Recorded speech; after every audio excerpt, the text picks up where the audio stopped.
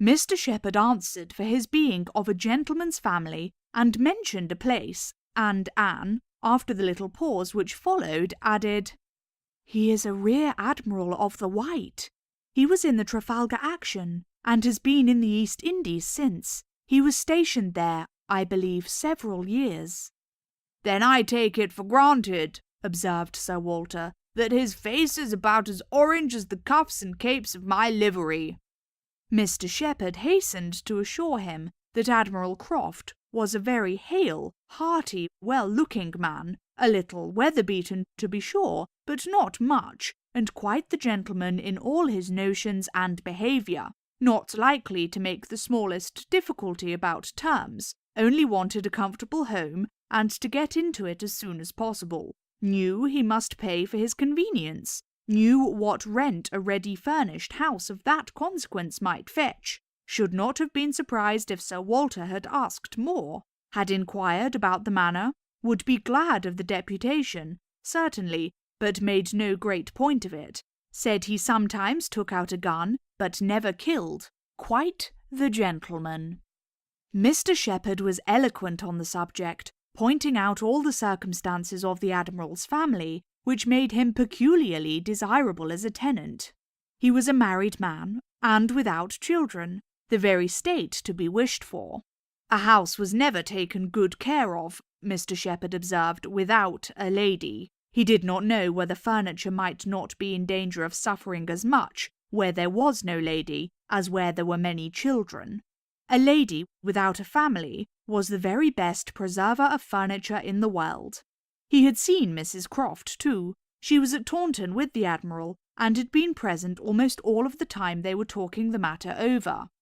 "And a very well-spoken, genteel, shrewd lady she seemed to be," continued he. "Asked more questions about the house, and terms, and taxes, than the Admiral himself, and seemed more conversant with business. And, moreover, Sir Walter, I found she was not quite unconnected in this country, any more than her husband. That is to say, she is sister to a gentleman who did live amongst us once. She told me so herself. Sister to the gentleman who lived a few years back at Monkford.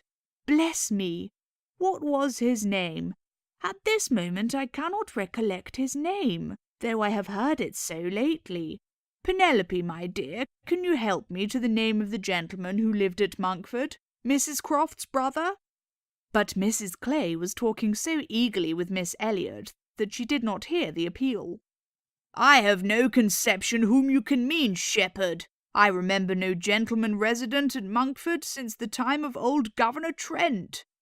"Bless me, how very odd. I shall forget my own name soon, I suppose. A name that I am so very well acquainted with. Knew the gentleman so well by sight. Seen him 100 times. Came to consult me once, I remember, about a trespass of one of his neighbours. Farmer's man breaking into his orchard. Wall torn down. Apples stolen. Caught in the fact. And afterwards, contrary to my judgment, submitted to an amicable compromise. Very odd indeed." After waiting another moment, "You mean Mr. Wentworth, I suppose," said Anne. Mr. Shepherd was all gratitude. "Wentworth was the very name. Mr. Wentworth was the very man. He had the curacy of Monkford, you know, Sir Walter, some time back, for 2 or 3 years. Came there about the year 5, I take it. You remember him, I am sure." "Wentworth? Oh, aye, Mr. Wentworth, the curate of Monkford. You misled me by the term gentleman. I thought you were speaking of some man of property. Mr. Wentworth was nobody, I remember, quite unconnected, nothing to do with the Strafford family. One wonders how the names of many of our nobility become so common." As Mr. Shepherd perceived that this connection of the Crofts did them no service with Sir Walter, he mentioned it no more, returning, with all his zeal, to dwell on the circumstances more indisputably in their favour, their age and number and fortune, the high idea they had formed of Kellynch Hall.